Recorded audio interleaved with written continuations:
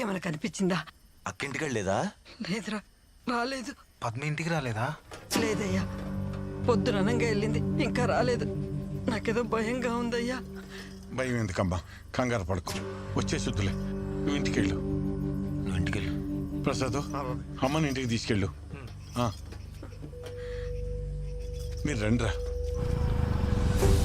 అన్నయ్య, పద్మిట కనపడిందా? లేదురా.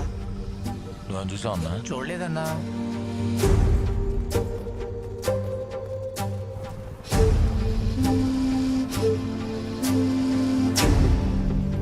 ఏమైందిరా? అమ్మ పద్మకు కనిపించట్లేదే.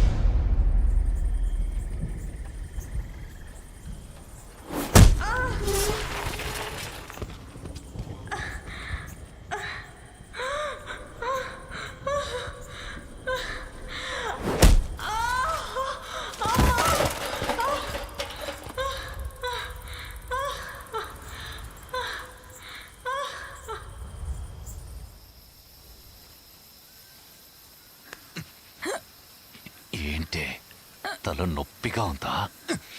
మరి రోజు నా ఇంటి ముందు కూర్చొని డబ్బులు కొడుతుంటే నాకెంతుండాలే నొప్పి. నువ్వు నీ తమ్ముడు కలిసి ఏది పడితే అది చేస్తుంటే చూస్తూ ఊరుకోవడానికి నేనేమైనా ఎర్రి నా కొడుకులా కనపడుతున్నానా? సరే, నా కాళ్ళు పట్టుకుని క్షమాపణ అడగలే, నేను వదిలేస్తా. నీ కాళ్ళు పట్టుకునే పరిస్థితి వస్తే నేనే ఊరేసుకొని చచ్చిపోతా. నీ బతుకి ఆత్మాభిమానం ఒకటే. పట్టుకోరా.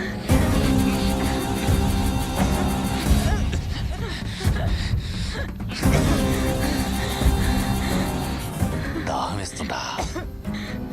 చనిపోయే ముందు నీ ఆఖరి కోరిక నేను తీరుస్తా. పైపు తీసుకురండి రా.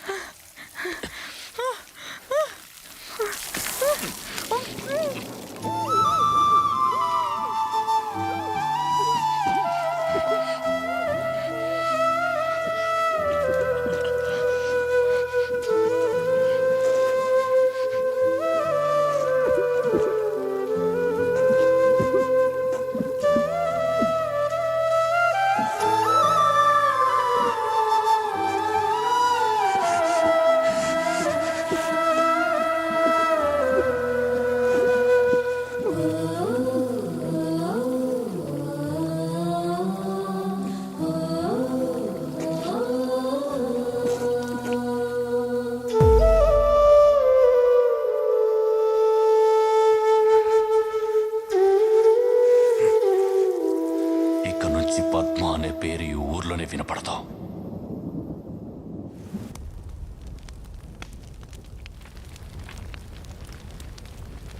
మనం ఏం తప్పు చేసామే? అన్ని పనులకి హింసే సమాధానం కాదని చెప్పిన నిన్నే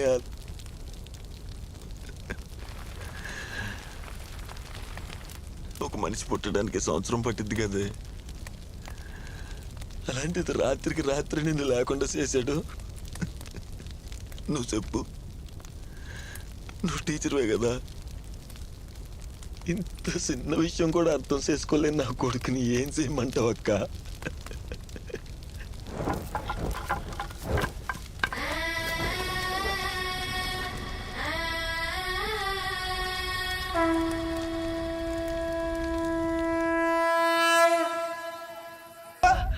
మక్కని చంపి కూడా మళ్ళీ వచ్చి తోటలో దర్శసాగా కూర్చున్నావు.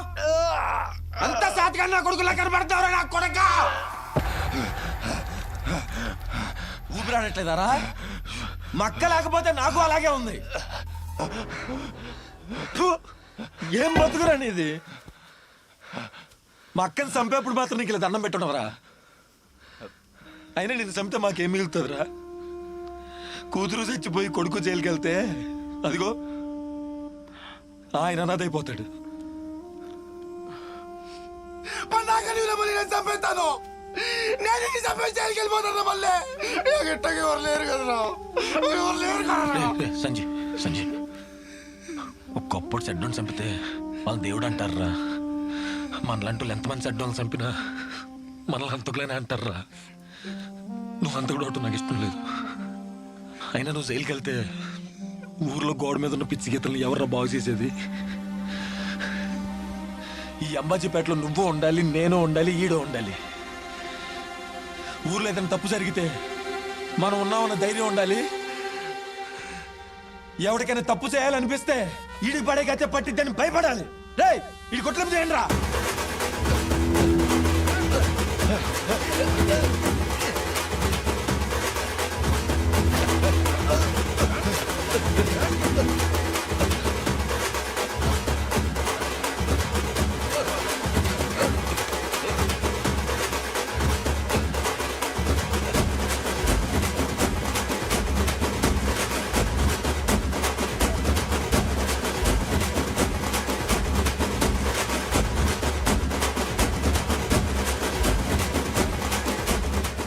అమ్మా, నాన్నని ఎందుకలా తీసుకెళ్తున్నారు? తప్పు చేశారు.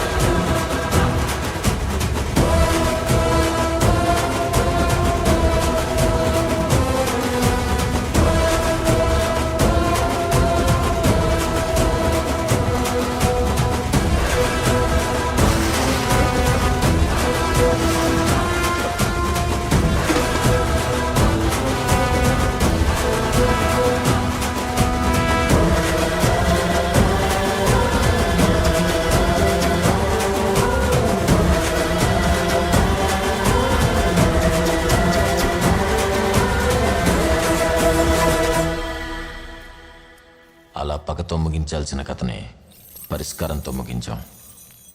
అప్పటి వరకు వెంకటని చూసి భయపడిన ఊరు ఇప్పుడు తన పరిస్థితిని చూసి నవ్వటం మొదలెట్టింది. ఊరి నడిబొట్టులోనే ఆడికొక జైలు కట్టింది. అది జైలు మాత్రమే కాదు, ఆడి బతుకు మీద మా అక్క సమాధి. తప్పు చేస్తే ఎంత బలవంతుడైనా సరే శిక్ష అనుభవించాల్సిందే అన్న ఆలోచనకి పునాది.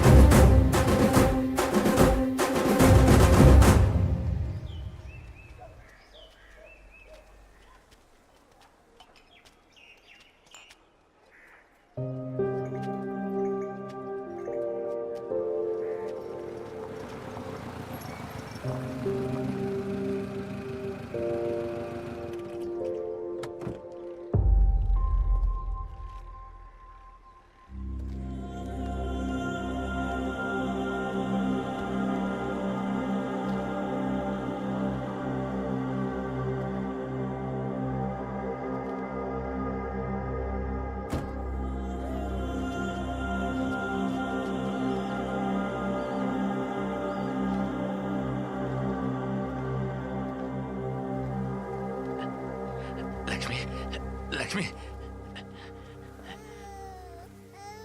బారసాలకని వచ్చాం. అవునా, మంచిది.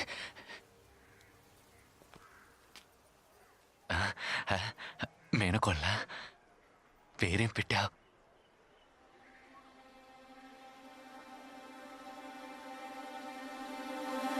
ఇక నుంచి పద్మ అనే పేరు ఈ ఊర్లోనే వినపడతావు. పద్మ.